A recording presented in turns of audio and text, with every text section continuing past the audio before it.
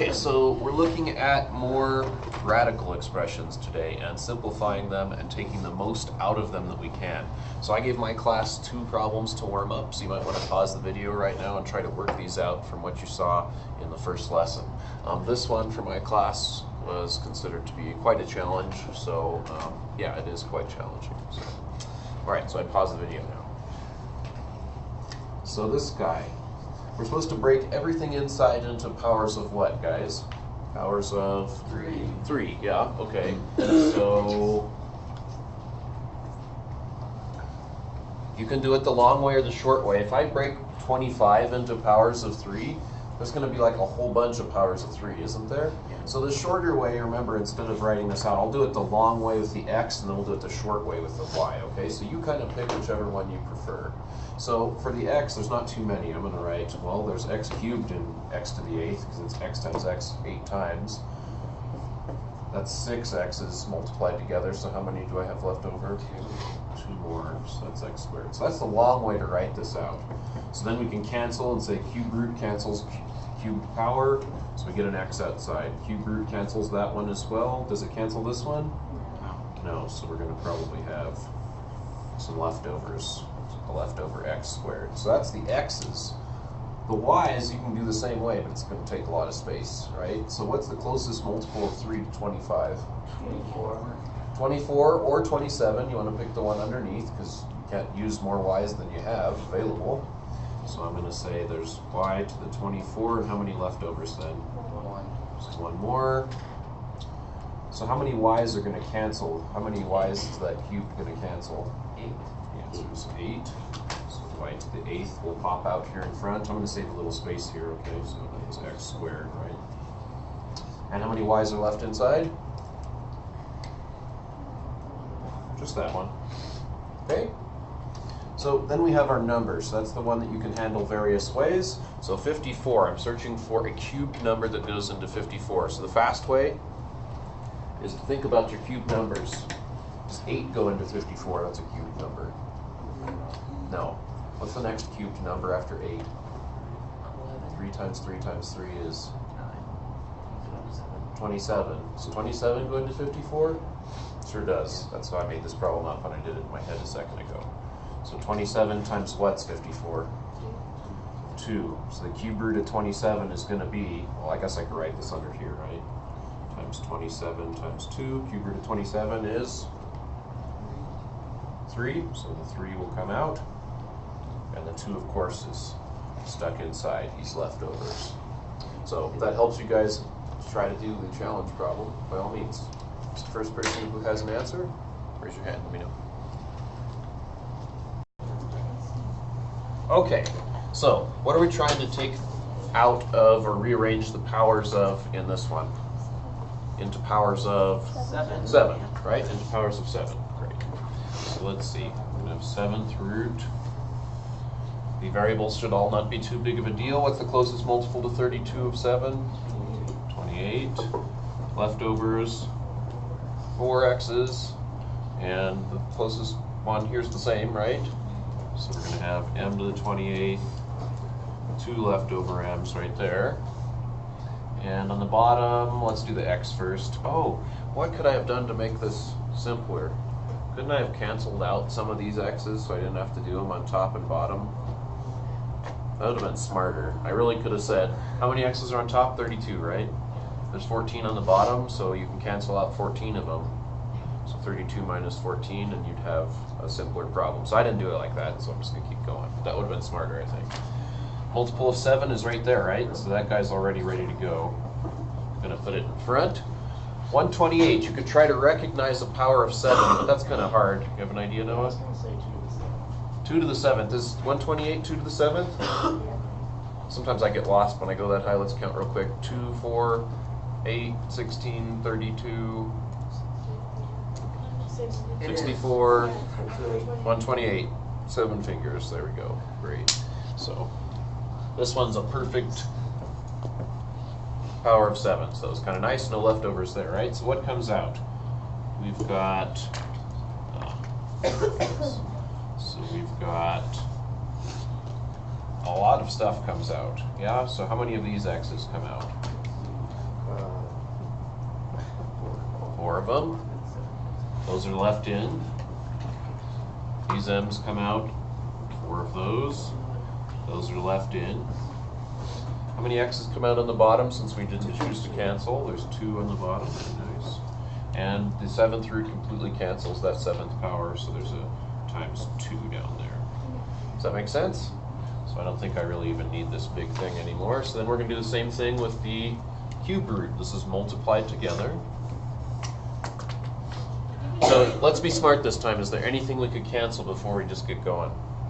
No, but I mean there could be. So think about that, okay? It'll make your life a little easier. So I think we're doing powers of 3 this time. So I'm just going to go x cubed to x squared.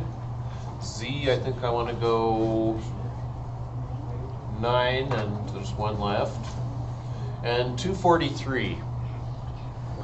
That's in your power table a couple different places, isn't it? 243 is a popular number. 343 is 7 to the third. Oh, 343 is 7 to the third, so this one's not in there a couple times. 6.24025. Oh yeah, for the cube root of it? Yeah. Isn't there an easier number? Does it divide by 3? Yeah, 81 times. So it's 3 times 81? Well, 81 goes down more, right? So this one I'm not doing by recognition, I'm doing factorization by primes. I'm splitting it down. That's 9 times 9, and these are both 3 times 3 times 3. You could totally do that with the 128 or the 54 if you're not real confident about your power tables. So we've got a 3 there that's prime, and 4 more, so how many 3s? 4, 3 to the 5th. Check it if you want, but 3 to the 5th is 243, or yeah, 243. So I can do the same thing with that, break it into powers of 3. So it's like that. So what's going to come out? Well, this is going to cancel, 3 of those are going to cancel, so we'll have an x, z cubed, 3 is going to cancel, and we'll have cube root. If I can draw x squared z over 9. Does that make sense? And now we can simplify. So that's what Connor had. He had pretty much that. So now you can simplify this guy. So everything is multiplied, right? So how many x's do we really have on top? 1, 4 is 5. How many on the bottom? 2. So we really have x times x times x times x times x on top and x times x on bottom, so really there's just 3 left on top. That takes care of all of these. How many z's do we have? Well, just right there. M's just right there. Numbers, 2 times 3 is 6, and I'm not going to write it down, but then you'd have 7th root stuff, cube root stuff. What if you wanted to combine those roots? Is there a way to do that? There certainly is. So today we're going to look at some stuff that would let you do that. Okay? So let's look at some rational exponents. Okay, so rational exponents. Remember the word rational, when you hear rational, you should automatically think fraction. It means it can be a fraction. So rational exponents go really nicely with roots, because they're pretty much the same thing. They're just 2 different ways to visualize algebra. So in like calculus, we use them interchangeably all the time. So having fluency with this section is very, very important. Probably one of the most important mechanical things to learn for calculus. So now I want to look at rational exponents. So what are the properties? Like I used to get this confused when I was your age, I think, because I thought there was more to know than there is. Well, there's not. There's really like one thing to know. If you can remember one fact, you'll know how to do all these problems. I think it's just really one fact that you need to know. And that fact has already come up in class this year. I think it's something that's come up like twice so far. So here's the 3rd time. Square root of something, like x. How can you write that with an exponent? Because a root really is an exponent. It's just different ways of thinking about something. If we're going to put that in our calculator, for instance, we could enter square root of x. Remember, I showed you how to do cube root of x in your calculator as well. How did you have to enter that in your calculator? You go to math if you want to do it that way. But there's another way that's easier than even going to the math menu, and it's entering it as what power. Like most calculators don't have that. If you go to like a basic 4 function one, how do you enter this in a basic 4 function calculator? You can still do it. You do use what exponent. So you can remember cube root to remember this fact, or you can remember square root. Let's just remember square root. Square root is half power. That's it. I'm arguing we can do all these problems, anything with rational exponents, just from remembering that. Now you might disagree with me. It might not work for you, but I'm thinking it probably will. So it has for most of my students back into the past. So that means any other thing. Like let's say we had x to the arbitrary nth root. Any kind of root. I just put an n there to be anything. It's x to the 1 over n, because the type of root goes on the bottom of the fraction. And if you just remember square root is 1/2, you won't have to remember anything else, you know what I mean? So what if you have something like this? See, these are all properties of radicals. What if the thing inside is itself to a power? It has its own exponent. Any guesses as to what that would be? Just guess. Because it's pretty Top simple. number. It'd be x to what power? It's a fraction. Where's the n go, on the top or the bottom? It goes on the bottom, just like it did before. So where do you think the m might go? On the top. On the top. Okay. So let's think about a simple example to kind of see if that makes sense. So let's use one that we've already known. So here's an example to clarify. So let's take the square root of x to the 4th power. We just learned how to do that, didn't we? If we were doing it our way from before, wouldn't we write it as, well, we're breaking this into what powers here? 2, right? Because there's an imaginary 2 here, so we go x squared if we write it out the long way. Yeah? And the square root of x squared is, of course, x. And the square root of x squared is, of course, x. So the answer is x squared. Now let's do it with fractional exponents. So I'm going to write it over here, and we'll see if we get the same answer. So from right there, the square root of x to the 4th. We just discovered if we write that with fractional exponents, how's it go? It's x to the 4 over 2, because the 2 goes on the bottom, right? What's 4 over 2?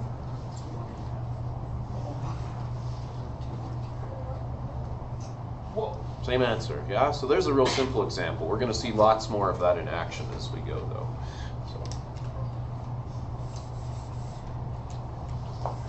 All right, so let's try to simplify each one of these problems. 4 to the 5/2 power. I'm guessing you guys might not know exactly what that is. How can we change it around, though, if we wanted to? We could say that that is what kind of root? Square root, right? So I don't have to put the 2 there, 4 to the 5th. So can I make that simpler? Think about it for a second. See how many 4s can you pull out?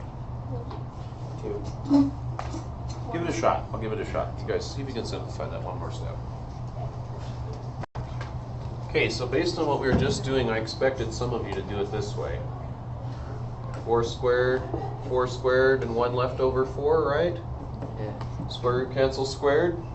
So both those 4s come out, and we get 16 outside. Does that make sense? Square root of 4 is 4, square root of 4 is 4, 4 times 4, 16, and there's 1 4 left over. Except, do you know the square root of 4? 2. It's 2, so the answer is 16 times 2. Does that make sense? That's one way to do it. But there are, of course, other options. What's another way you could have done this problem? Well, I think you could have written it like this as well, because square roots have a little bit of flexibility in them. Instead of writing like that, let's see, we could have also written this. So if you do it this way, we get the same answer? Yeah, you get 36. You're going to get 32 again, right? Square root of 4 is 2? 2 to the 5th? So that shows that you can do what with square roots in general, or any kind of root? Move what things? Good. I heard move things. That's good. Yeah, this thing right here, this 5, you can do it inside if that's convenient. Which, was it very convenient to keep this 5 inside for this problem? I had to do quite a few steps, right? But you can also put it outside. And for this one, that was real convenient, because then I just got 2 to the 5th power. So that's something you have a choice with as well. So keep that in mind when you're doing these problems. So let's see if we can use that insight on this next problem. So how would this one go then? Negative 32 to the 3/5. We could say is negative 32. What goes out here? What kind of root is this? Bottom, right? You use the bottom one, so you go 5th root. And then the 3, we've got a choice, right? Let's make that choice smartly this time. We can put the 3 in here on the 32, or we can keep it outside as just a power attached. We should keep it outside. Keep it outside. We should keep it outside on this one, because do you guys know without a calculator what 32 cubed is? No. Two. I don't. It's -2. I don't think any of us do. Is it really? Yes, it's -2. We But- did it right there.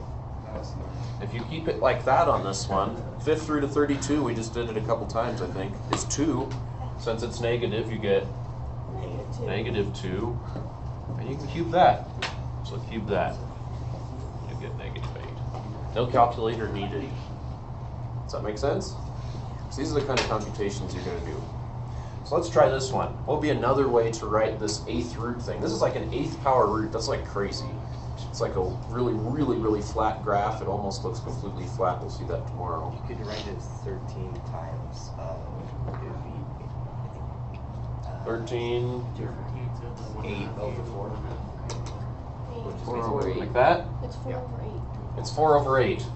Oh, Remember, don't remember a whole lot. Just square root is 1/2. 8th root then has to go on the bottom. 4 is goes on top. That's all I remember. So I'm hoping you guys will do that too. So then that's really reduces, right? 13 to the 1/2 power. What's 13 to the 1/2 power? Go back. Turn it back into a root. It's the square root of 13. Very nice.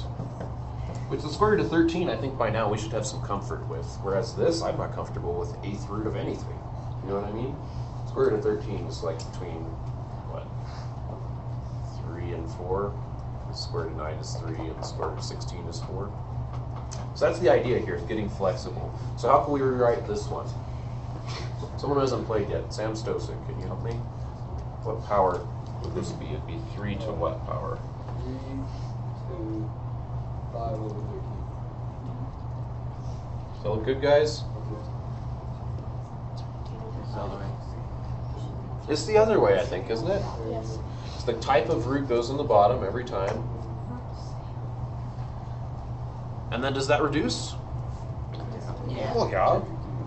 That's 3 cubed. 3 cubed is a number we've seen multiple times even today. That's 27. Okay, so this is showing you the flexibility and the power of being flexible with these. I'd much rather work with 27 than with this thing, whatever this thing is. Does that make sense? So, let's do 2. Okay, so let's see if you guys have reviewed your exponent rules sufficiently well. So if it's the same base and you've got 2 things multiplied, what do you do with the exponents in that case? What have we been doing almost every problem in one way or another? We've been adding them up, right? So I didn't have to remind you of the rule. I mean, hopefully it should just happen for you. So we're going to do what again with the exponents? Add them. So we're going to go 7/9 plus 11/9. There's a common denominator in this case, 2. So it's just 2. So that's just 49. So there we go, pretty simple. So what do you guys think about the 16s? What's the rule of exponents there? If we've got the same base and there's division, don't you just like cancel them out? Well, canceling them out like we did a few problems ago really is subtraction, okay? So we're going to go 16 to the 3/4 minus 5/4. Common denominator we have again, you might not have one, so you might have to make one. So 3/4 minus, it's going to be negative 2/4, right?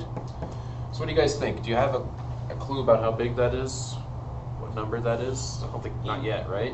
What else can we do with it? Good.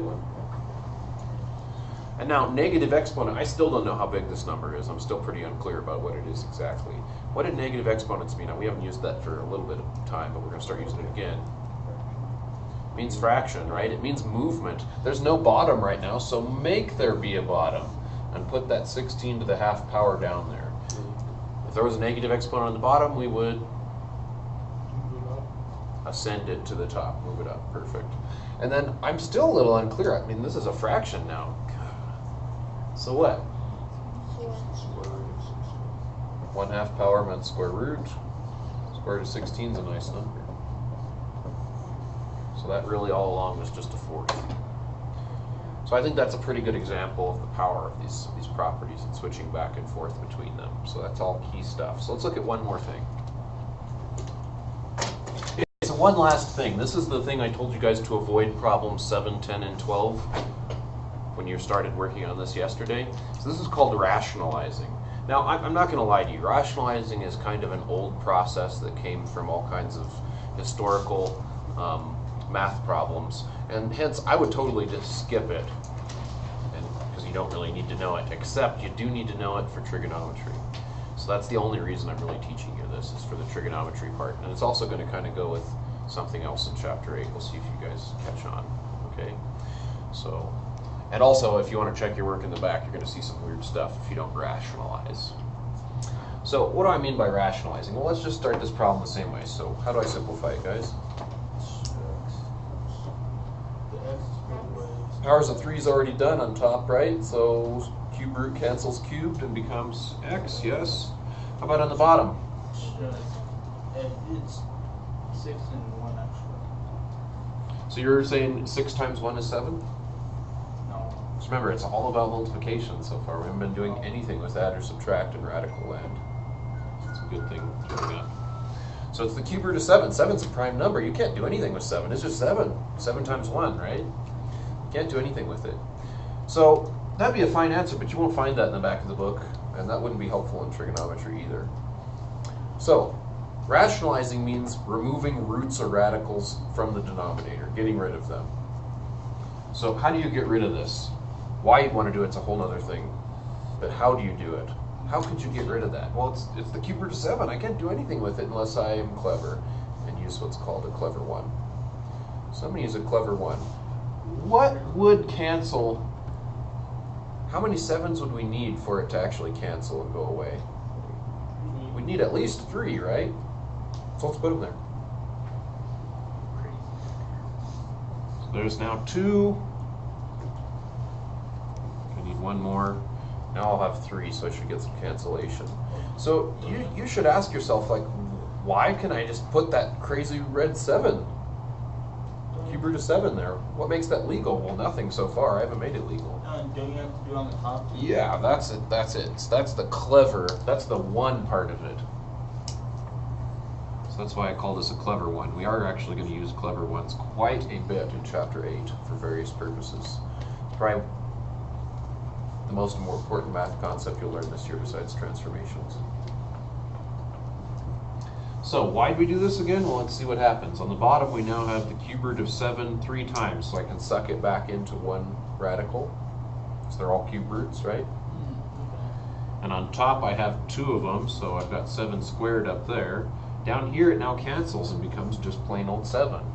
Now up there, it doesn't quite cancel. You've got some leftovers. You've got the cube root of 49, in fact. So you might look at this black final answer and be like, well, that's more complicated than what we started with up here in blue. And you'd kind of be right. But the thing is, there's no root in the bottom anymore, and in trigonometry that turns out to be kind of an important issue. We'll see that when we get there near the end of the year. Okay, so this is just a good habit to get into. It's also a good habit practicing a clever 1, so that's the only reason I assigned the few problems that have that in it. All right.